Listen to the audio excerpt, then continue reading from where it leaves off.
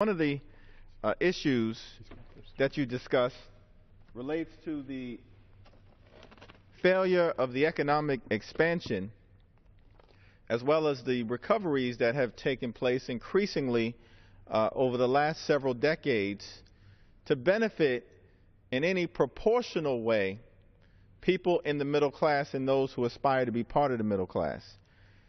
And this has been a trend that we've seen for the last 30-plus years. It's been particularly pronounced in the 5 years or so since the economy collapsed in 2008.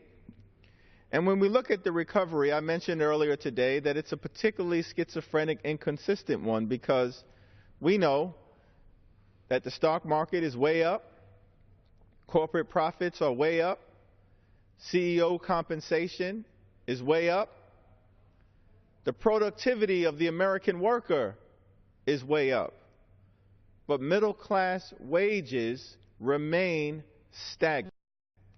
Now, why is that a problem? This chart illustrates the fact that essentially, since 1950, the productivity of the American worker, our ability as workers throughout this country to produce more in a more efficient fashion, costing less in time and resources, has consistently increased, exponentially increased the productivity of the American worker. But essentially, over the last 30-plus years or so, wages connected to that output of the American worker have remained flat. So what does that mean? That essentially means that while the American worker is far more efficient and effective in doing their job, in being more productive, that the profits and the output generated by the American worker have not inured to the employees, it's inured to the employer and a very small percentage of individuals. And so when we talk about income inequality, we're not saying that we have a problem with success.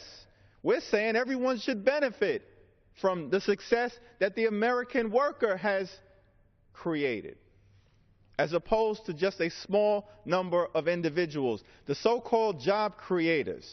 We're thankful for their ingenuity and for their effort, but the reality is the productivity of the American worker has increased, yet the middle class has not benefited. In fact, between 1978 and 2001, CEO compensation has increased 876%. CEO compensation between 1978 and 2001. And what's happened as it relates to compensation for the average American worker during that same time period? It's increased 5.4%. That's a shameful difference, one that we should not tolerate in this great country. The other observation that my distinguished colleague made related to the fact that if we increase the minimum wage, it will not just benefit millions of Americans by lifting them out of poverty. Parenthetically, why in the world would we want a society where people work full-time throughout an entire year, yet find themselves in poverty? That makes no sense. But increasing the minimum wage benefits the economy, as my colleague indicated, because it increases consumer demand. An increase in consumer demand leads to economic growth. An increase in economic growth leads to additional job creation, and everybody benefits. It's a common sense solution.